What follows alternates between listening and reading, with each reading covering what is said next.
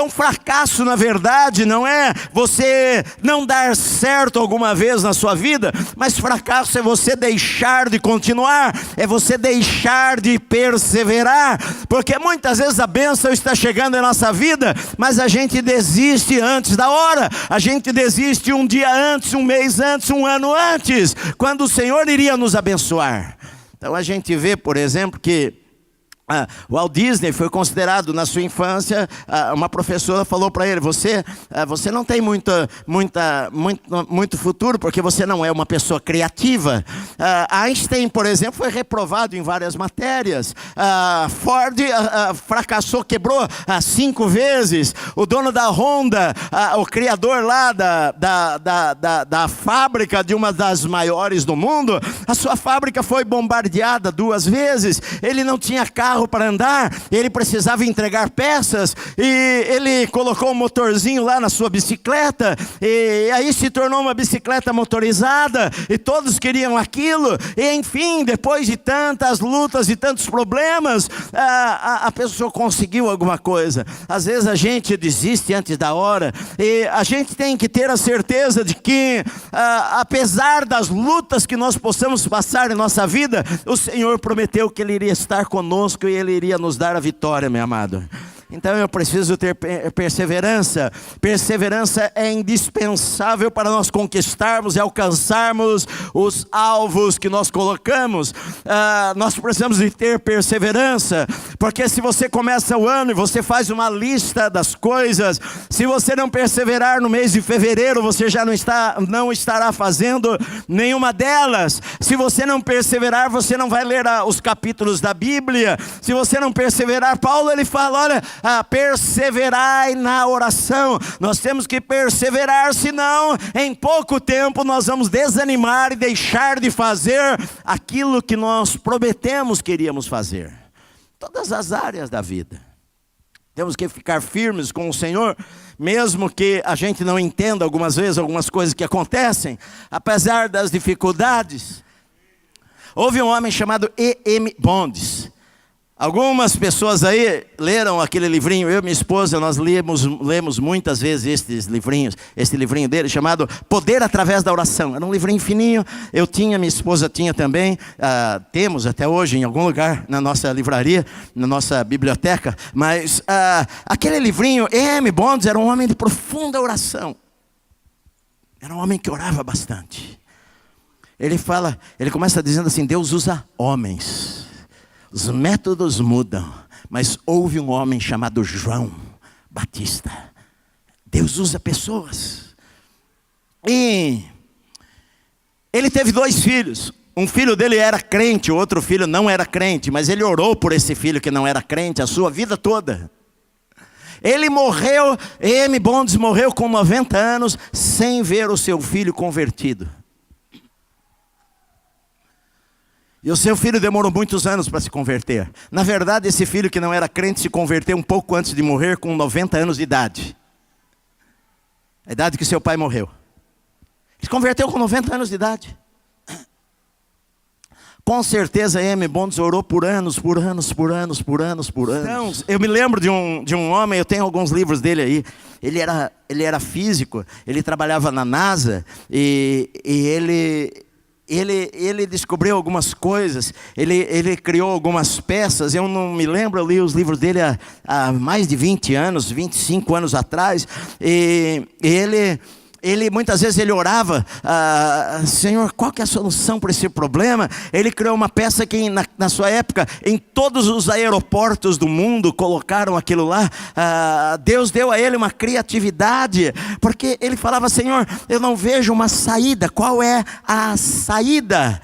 Sabe qual é a saída? Deus tem uma saída. Às vezes você está num lugar que você não vê saída, mas há uma saída. Pergunte para o Senhor sabe todas as coisas, meu amado. Ele vai falar para você. Ele vai apontar o caminho para você. Que eu não posso é desistir. Que eu não posso achar que os obstáculos são o fim da linha. Vi um homem chamado Eric Weihenmayer. Você pode procurar lá no Google, apesar que você vai precisar que eu soletre o sobrenome dele. Mas ele com 6 anos de idade, 5, 6 anos de idade, ele foi diagnosticado com uma doença que aos poucos ele iria perder a visão. E quando ele tinha mais ou menos 13 anos, ele ficou cego por completo. Mas ele não se conformou com aquela situação de ter que ter uma vida diferente das outras pessoas. Ele não se conformava de que agora eu não posso fazer o que as outras pessoas fazem, eu não posso fazer. Ele gostava de escalar, e ele falou, eu não vou deixar de fazer isso daí. E ele começou a desenvolver técnicas para isso daí, e ele se tornou, em 2001, o primeiro cego a escalar o Everest, e se tornou o primeiro cego, alguns meses depois, a escalar as 7 montanhas mais altas do mundo. O primeiro cego a fazer isso daí, porque ele falou, eu não vou desistir. Em 2005 ele criou uma organização chamada No Barriers, que é sem barreiras, e o lema da organização dele é: o que está dentro de você é mais forte do que o que está no seu caminho. O que está dentro de você é mais forte do que o que está no seu caminho. Eu creio, isso é uma verdade. Deus fala isso. Deus fala, maior é aquele que está em nós do que aquele que está lá fora, do que aquele que está lá no mundo. Então eu posso, meu amado. Não tem portas fechadas para nós. Agora, eu preciso aprender que eu tenho que dar um passo de cada vez.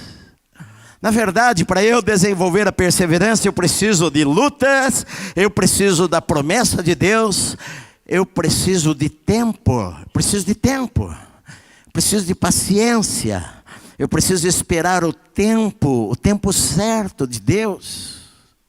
Se não aconteceu hoje, amanhã eu vou estar firme, caminhando, firme, olhando para Deus. O agricultor, quando ele planta a semente, ele não espera que no dia seguinte ele vai ter uma colheita. Ele não espera que a semana seguinte ele vai ter uma colheita. Às vezes ele demora 2 anos, 3 anos para que aquela árvore, até mais, para que aquela árvore cresça. Às vezes eu preciso de tempo. O tempo vai nos amadurecer. Se eu ficar firme, se eu não desfalecer, como diz lá em Gálatas, se eu não desfalecer, é o que diz aqui, olha, com efeito tendes necessidade de perseverança, para que havendo feito a vontade de Deus, a vontade de Deus, nesse intervalo entre o A e o Z, entre o começo e o final, eu vou ficar fazendo a vontade de Deus na minha vida, fazer o que é certo, e eu creio que Deus vai me dar aquilo que Ele prometeu para mim. E eu preciso, em quarto lugar, para aprender a ter perseverança, confiar. A Bíblia diz que os que confiam no Senhor, eles são como um monte de Sião, que não se abalam, mas que estão firmes para sempre. Eu creio que Deus tem o melhor para a minha vida. Eu creio nisso daí. Eu creio que Deus tem o melhor para a minha vida ainda no futuro. Eu não sei o que Deus tem reservado para mim no futuro, mas eu estou com muita expectativa, querendo saber, que eu sei que o melhor está por vir na minha vida. Eu estou pensando de viver pelo menos uns 86, 87 anos, essa é a minha programação, por enquanto. Eu não sei quando eu tiver com 80, se eu não vou pensar, não, eu acho que é pouco, eu vou ver um pouquinho mais. Não sei. Não tenho medo de morrer. Se Deus quiser me levar hoje, pode me levar, ou hoje, ou amanhã, semana que vem. Sem problema. Vou ser promovido. Mas o homem pode fazer planos. A última palavra vem de Deus. Mas os meus planos, a princípio, é viver pelo menos até uns 87, 88, 89 anos. Quem sabe Deus queira que eu viva mais de 90. Se eu tenho mais 20, 30 anos pela frente, eu não vou ficar morgando em algum lugar. Eu estou na expectativa, eu não estou aqui à toa. Eu estou na expectativa. O que é que Deus tem para mim? Por isso que é aquilo que eu falei a semana passada. Por isso que eu preciso cuidar da minha saúde. Por isso que eu preciso corrigir algumas coisas na minha alimentação. Não quer dizer que você de vez em quando não coma uma bobagem, não. Todos nós vamos comer, né? Né, Levi? Ô, Levi, hein? Ele saiu do culto e posta uma foto com um baita lanche assim, e um de reserva ainda por cima. Eita, nós, né? Pro ano todo, né, Levi?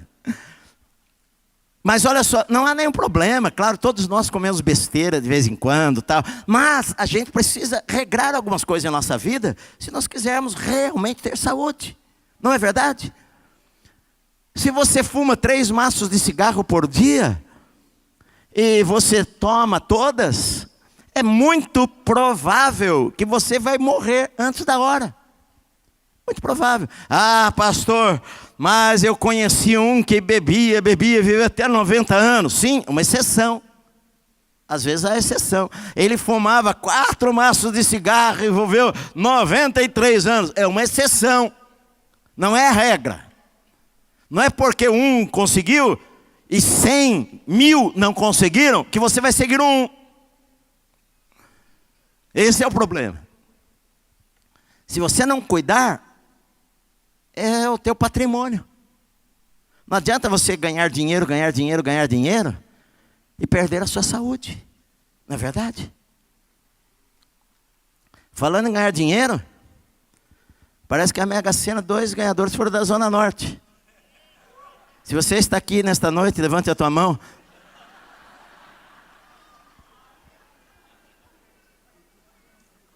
É do Tucuruvi?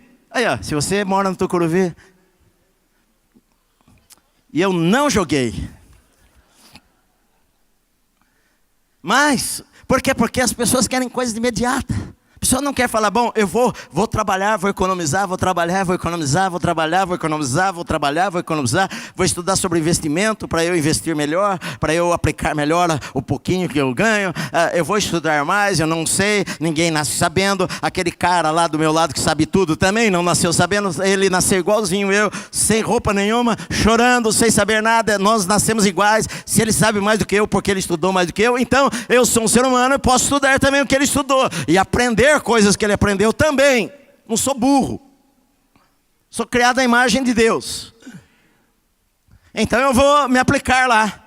Mas a gente não, a gente prefere querer ganhar tudo de uma vez só. A gente não quer, é como eu falei para vocês, eu vi lá um matemático falando que é mais fácil você ficar milionário pelo seu trabalho do que você ficar milionário ganhando na Mega Sena. Mais fácil. É mais fácil cair 7 vezes um raio na tua cabeça do que você ficar milionário através da Mega Sena. Mas a gente não, né? Mas a pessoa toda semana vai lá e faz a fezinha nela. Não, faz a fezinha lá. Por quê? Porque a gente quer ganhar muito dinheiro de um dia para o outro. Eu vi várias pessoas aí colocando mudança de planos. Eu não ganhei na Mega Sena. E aí riscando a lista. Em vez de Miami, Praia Grande. Jatinho, bicicleta. Teve que mudar de repente seus planos. Mas a gente precisa ter perseverança na vida. Você quer um diploma, você precisa perseverar. Então, meu amado, aqui a Bíblia diz, não é num passe de mágica. Olha, a Bíblia diz assim, olha, o que trabalha com mão remissa empobrece, mas a mão dos diligentes vem a enriquecer-se. O preguiçoso deseja e nada tem, mas a alma dos diligentes se farta. O preguiçoso só tem vontade, só tem sonhos. Um dia eu vou ser. Tá, o que você está fazendo para ser? Nada. Só deseja. Deseja e nada tem. Queridos, a gente precisa colocar mão no arado. E fazer o que a gente precisa fazer. E perseverar.